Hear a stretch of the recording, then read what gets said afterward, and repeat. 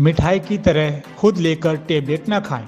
Shri Ram Murti Smarak college of medical sciences में physicians की 40वीं conference का समापन हुआ। जी हाँ, आपको बता दें कि बरेली में कहा उन्होंने कि आप चमचम खरीद सकते हैं, खा सकते हैं, वह मिठाई है। यही चमचम जब मंदिर में पुजारी देता है तो वह प्रसाद होती है। ऐसे ही जब आप बुखार में केमिस्ट की दुकान से पैरासीटामोल लेकर खाते हैं तो वह केमिकल है। जब डॉक्टर देता है तो वो दवाई है, बीमारी को दवाई ठीक करती है, केमिकल नहीं। आपको बता दें उन्होंने कहा कि बीमार होने पर केमिस्ट से ली गई टैबलेट ज़्यादातर बीमार को गंभीर बनाती है और ऐसे में मिठाई की तरह कुछ टैबलेट खरीद कर ना खाएं और ना ही आदत डालें। बता दें यह बात BHU के मेडिकल सुपरिटेंडेंट व वरिष्ठ फिजिशियन डॉक्टर के गुप्ता ने association of physician of India API की 40वीं कॉन्फ्रेंस UP API कॉन में कहा।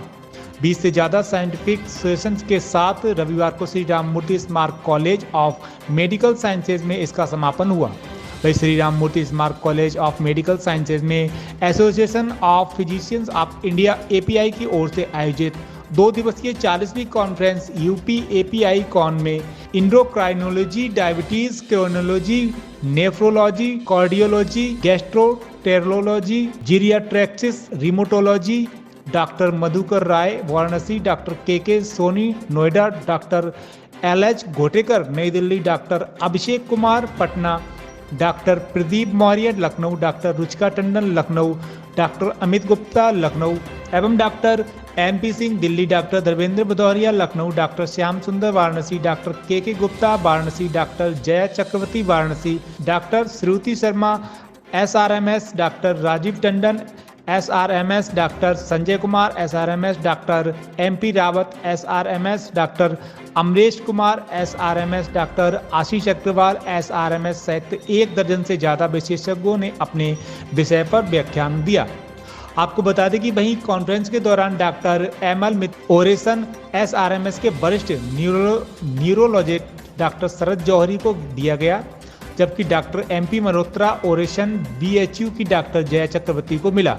वही प्रेसिडेंटल ओरेशंस KGMU के doctor K Sawlani chairman UP API को दिया गया। वहीं कॉन्फ्रेंस में oral paper presentation doctor NN Gupta award में डॉक्टर संजय गौड को और प्रखर कुशवाहा को पहला और दूसरा स्थान मिला, जबकि डॉक्टर साइमा फैज तीसरे स्थान पर रहीं। वहीं गैस्ट्रोलॉजी के पेपर प्रेजेंटेशन में डॉक्टर SN गुप्ता अवार्ड में डॉक्टर शशांक गुप्ता को पहला और डॉक्टर अमनदीप को दूसरा स्थान हासिल मिला। आपको बताते चले कि इसमें डॉक्टर अतुल गुप्ता तीसरे स्थान पर रहे। वहीं पोस्टर प्रेजेंटेशन में डॉक्टर अमित आनंद और डॉक्टर जतिन कुमार गोस्वामी क्रमशः पहले और दूसरे स्थान पर रहे, जबकि डॉक्टर नील ममरावाल को तीसरा स्थान हासिल हुआ। वहीं SRMS की इंटर्न डॉक्टर हर्षिता ने पोस्टर प्रेजेंटेशन में पेस्टल्स अवार्ड प्राप्त किया, स्पेशल अवार्ड प्राप्त किया। Doctor Deepanshu Vedanta Gupta crease award में डॉक्टर शिवम श्रीवास्तव और सौभाग्य रंजन दास संयुक्त रूप से पहले स्थान पर रहे। डॉक्टर आकाशदीप शर्मा और SRMS की JR मुग्धा अवस्थी क्रमशः दूसरे और तीसरे स्थान पर रहीं। वहीं डॉक्टर GPL हेंस कीज में डॉक्टर नकुल गुप्ता को पहला स्थान हासिल हुआ, डॉक्टर जसलीन कौर को दूसरा और डॉक्टर भुवन दुआ को तीसरा स्थान हासिल हुआ।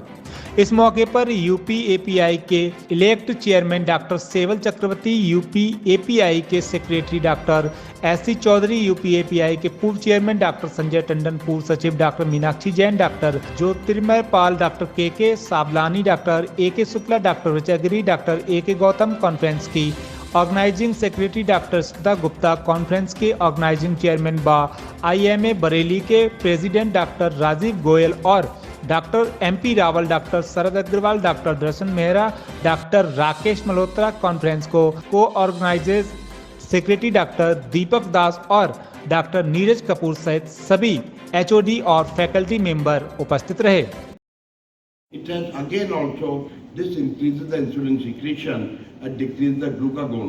So the synergistic action is both the drugs giving the benefit by increasing sensitivity, at the same time increase the insulin secretion.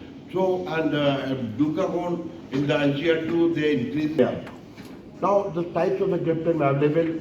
The blue one gliptins you can see here the approved like Lena approved gliptins like linagliptin, danigliptin, and sitagliptin, vildagliptin.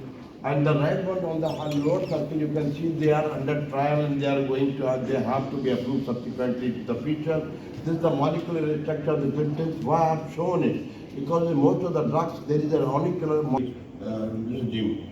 DP4 receptors, there is a very important thing. There are 9 receptors, D1, 2, 3, 4, 5, 6, 8, 9, but out of which it's only the DPP4 which has got an anti-hyperglycemic property. So the focus has been done only on the DP4 inhibitor. If we further talk about how they work, there are hormone, which is T4, it is bound to various proteins, thyroxine binding albumin, thyroxine binding protein, and other albumin, and 99.5% of the thyroid is bound. Basically, it acts through T3. It goes inside the cell, converts into T3, and this T3 is responsible for the action.